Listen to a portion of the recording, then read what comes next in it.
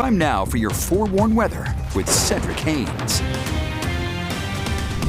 All right, welcome back. Let's get another check of that afternoon forecast. Cedric, it's nice to see that sun in the sky. Yeah. It's been a minute since it's just been clear out there. And it seems like it has been a long minute, but, we're going to enjoy this sunshine. But I think the good news is, unlike the last weekend, the weekend before last, this weekend, no weather issues. I like that. Hey, you finally pulled through. I do what I can. It takes me a while sometimes. Good man. Yeah, let's talk about it right now, folks. Let's get you outside and show you more of that blue sky. You can see outside the studios right now. We've got a calm wind, a little bit of a breeze, but you can see the flag is pretty much hanging tough to the pole there. That lets us know it's not much wind in the sky. You see some of these clouds. These are those wispy clouds, fair weather clouds that really not going to have any concern for us as we go throughout the day. Temperatures right now about 50 degrees. Notice up in Brigham City, Heber City sitting at still a cool 45 degrees. It's 55 Double Nickels in Salt Lake City and in Moab. So very similar temperature, and 49 degrees currently in Cedar City. Now, so look at the temperatures across the region. You can see, we've got those mid-50s in Salt Lake City, upper 50s for our friends in St. George, 53 degrees in Moab. But look at Las Vegas closing in on 70 degrees right now. We've got mid-70s out towards L.A. So overall, the flow is going to be coming out of the west and southwest once this high pressure moves by us, and that's going to bring in some of the warmer temperatures. It's just not going to really happen for today. So this afternoon, we'll see these highs in the upper 50s to near 60 across most of northern and central Utah. As you get down towards southwest Utah, that's where we'll see temperatures approaching, if not getting out to around 70, 71 degrees or so this afternoon. Now, we've got a big football game coming up for us tonight. Some Friday night college football games here.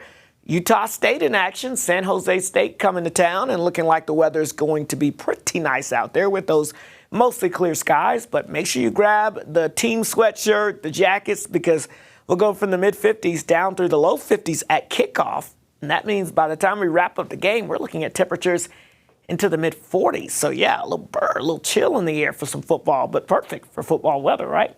So we've got that high pressure in place. There's a couple of high clouds that are trying to stream across far northern Utah, so you'll notice those today. But again, those are those fair weather wispy clouds. The main theme is the Big Blue H that's in charge of the weather. Now, our next weather maker is sitting out here south of the Gulf of Alaska right now, and you can see it looks pretty organized at this time. But as it moves our way, it's going to take a track, it looks like, that's going to be far to our north. So earlier this week, it looked like that might dive right on through Utah, but looks like now it's going to stay closer to the Canadian border. It'll still bring the front through here. It's just not going to come through with a lot of moisture or a lot of fanfare. So let's take a look at it on Futurecastic. And here's our high pressure, still in that cool northerly flow today. But as high pressure moves to the east starting tomorrow, we start to see the red lines popping up. That means our winds are switching back out of the south, and that'll start that warming trend. And here comes that next storm system. As it crashes into the west coast, it looks impressive. But because of that northerly track, notice as it skirts by the Beehive State, it'll bring the front through with the wind shift.